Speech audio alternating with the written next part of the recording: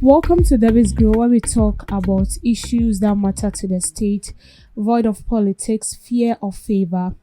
Political leaders must be realistic in their promises to avoid public disappointment and governance setback. A member of the New Patriotic Party, Dr. Matthew Poku Prempeh NAPO, revealed. Speaking at a forum at the University of Ghana, he said effective governance depended on preparation, strong networks, and disciplined delivery of promises. As a result, he said it was significant for leaders to follow through on commitments made to citizens. He also encouraged aspiring politicians to be resourceful, financially ready, and backed by strong networks, emphasizing that leadership required far more than ambition. Dubbed Time with the Politician, the latest in series is an interactive session jointly organized by the Current Steve Tank Ghana and the Political Science Department of the University of Ghana. The forum centered on diverse issues ranging from public leadership to the lawmaking process, among other things, formed part of effort to create a platform for students to interact with experienced political leaders. Reflecting on his tenure as education minister, Dr. Opoku Prempeh said the principle guided him. I cannot fail describing the role as demanding but impactful.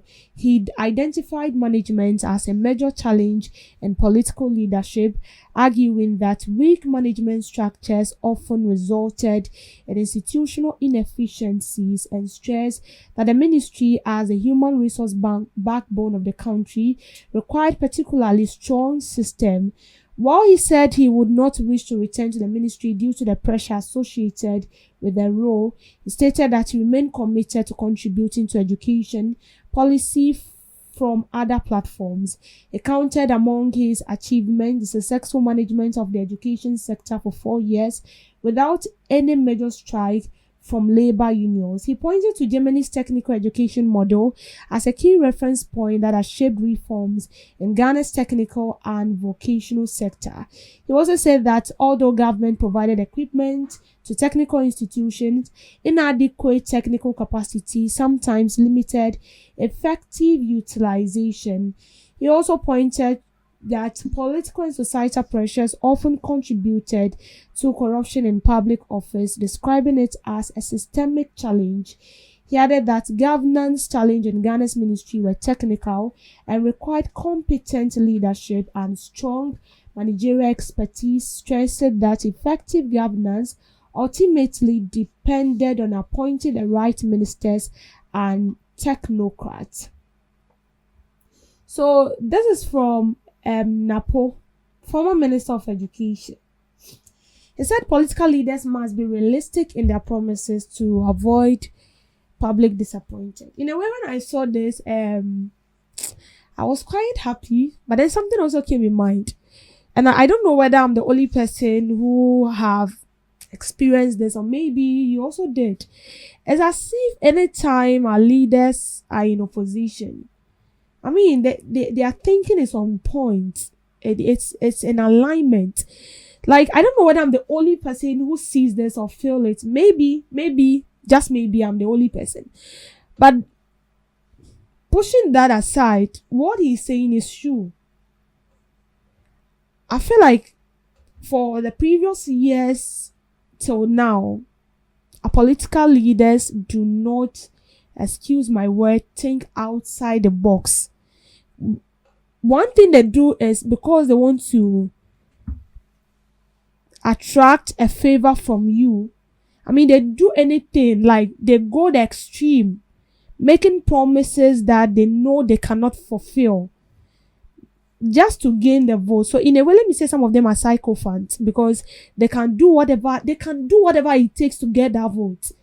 They don't care how tough they have to be to convince you to vote for them, and they don't care the consequences that comes with the policies they bring on board, even if they know that this policy they cannot complete it in a 4-year term. They bring it on board. Then because they know we are also so much eager, in fact, it's like when you come to Ghana, we are so much interested in a policy than it's materializing. So if the politicians comes and then they tell you that In the space of 2 days, we are going to do this. In the space of 3 days, we are going to do that. Like, we are shivering. We want to vote for the person. And so we go ahead and we vote for these people. But what do we see? It's like nothing. So in a way, they make promises they can't fulfill. And then at the end of it, they disappoint the people. The citizens get disappointed in them. And so there is no trust.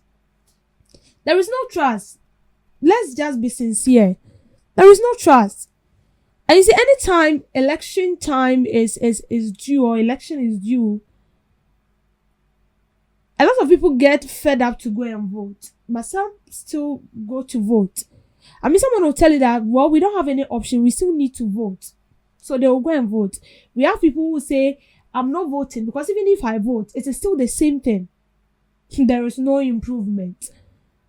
And so citizens are so reluctant to vote. When we take the 2024 election, for instance,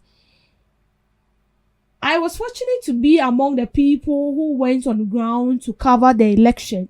And I can boldly tell you that 2024 election was one of the elections where 90% or 50, let me just say 50%. 50% of Ghanaians didn't come out to vote. Oh, they didn't.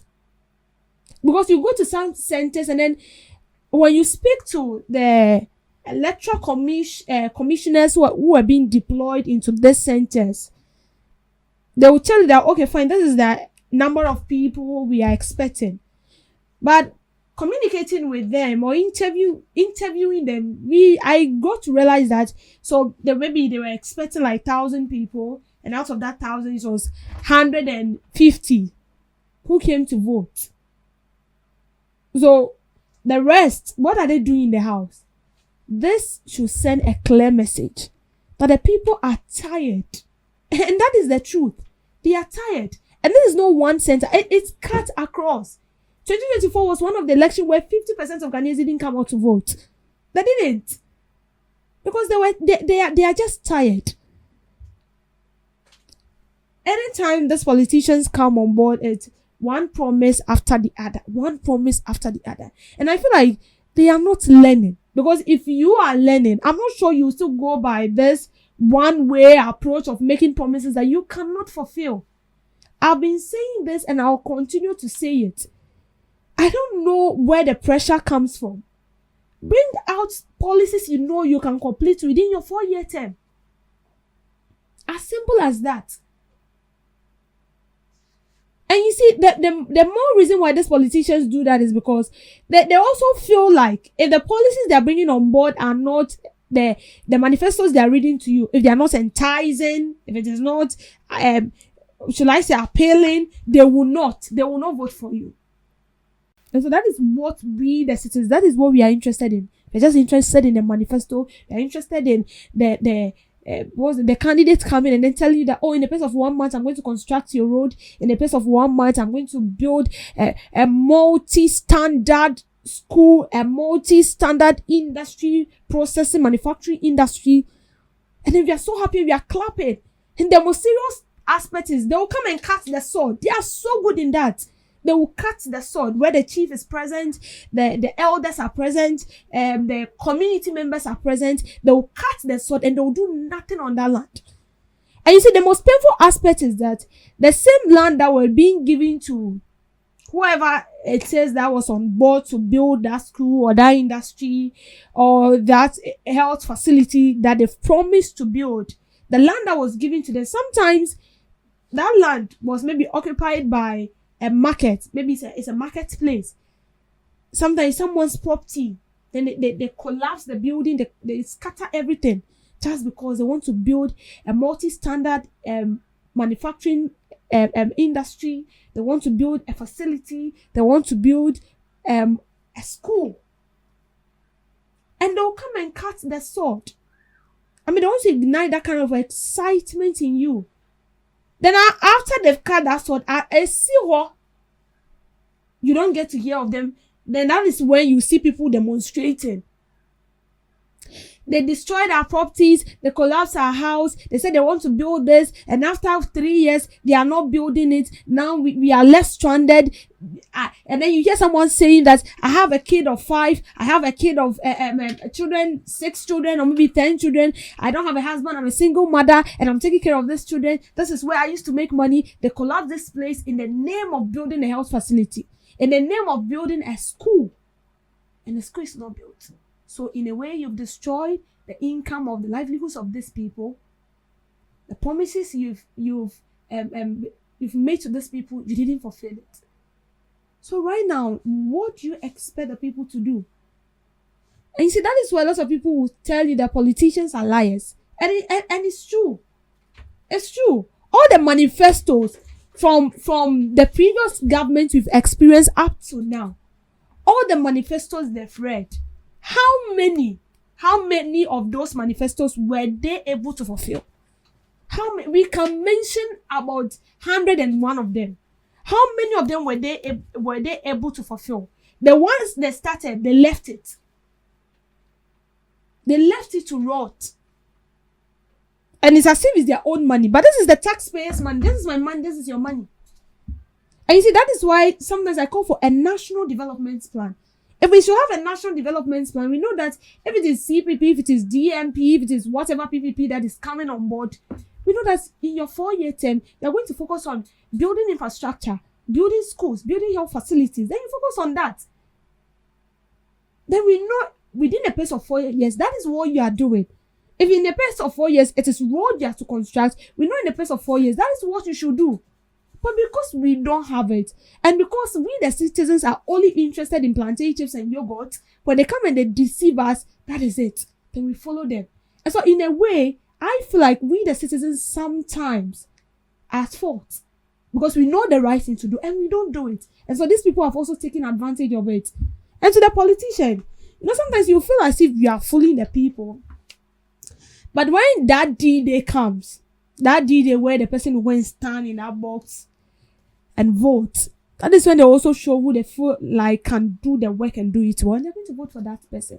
So I feel like the promises, dear, sincerely speaking, is too much. Come up with promises that you know you can fulfill. Don't raise the hope of people and then scatter it abroad. It doesn't sit well. Thank you for making time with me on the screen.